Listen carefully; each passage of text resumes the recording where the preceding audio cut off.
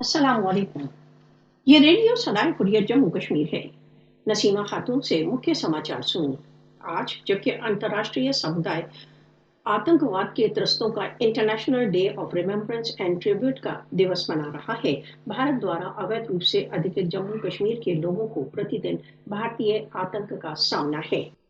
मोदी के नेतृत्व के भारत द्वारा अवैध रूप से अधिकृत जम्मू कश्मीर में 5 अगस्त 2019 के पश्चात अपने राज्य आतंकवाद में और अधिक वृद्धि कर दी है। कश्मीरी निरंतर भारत के राज्य आतंकवाद का निशाना बने हुए हैं। शुक्रवार को 2 और युवक पुलवामा में भारतीय सशस्त्र बलों की बुलेटों का निशाना हो गए। जुलाई में 37 कश्मीरियों की हत्या हुई।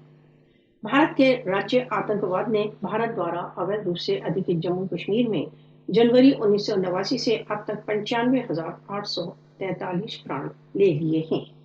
लिंग तथा आयु से परे भारत द्वारा अवैध रूप से अधिकृत जम्मू कश्मीर के लोग भीषण दमन से त्रस्त हैं। भारतीय राज्य आतंकवाद कश्मीरी युवकों को सशस्त्र संघर्ष के लिए विवश कर रहा है। International day of remembrance and tribute to victims of terrorism कश्मीरियों को गत 7 दशकों से अधिक समय से प्रतिदिन अकथनीय अत्याचारों का सामना है।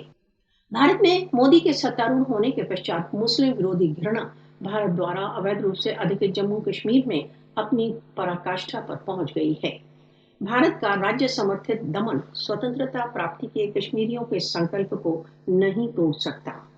अंतर्राष्ट्रीय समुदाय को भारत द्वारा अवैध रूप से अधिकृत जम्मू कश्मीर में भारतीय राज्य आतंकवाद के प्रति एक मौन पर्यवेक्षक नहीं बने रहना चाहिए।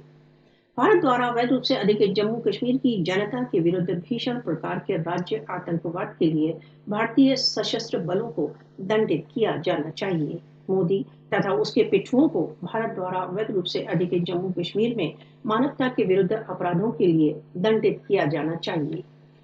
भारत को भारत द्वारा अवैध रूप से अधिकृत जम्मू कश्मीर में अपने राज्य आतंकवाद के लिए भारी मूल्य चुकाना होगा। कश्मीरी भारतीय दास्ता से मुक्ति तक अपना संघर्ष चालू रखेंगे।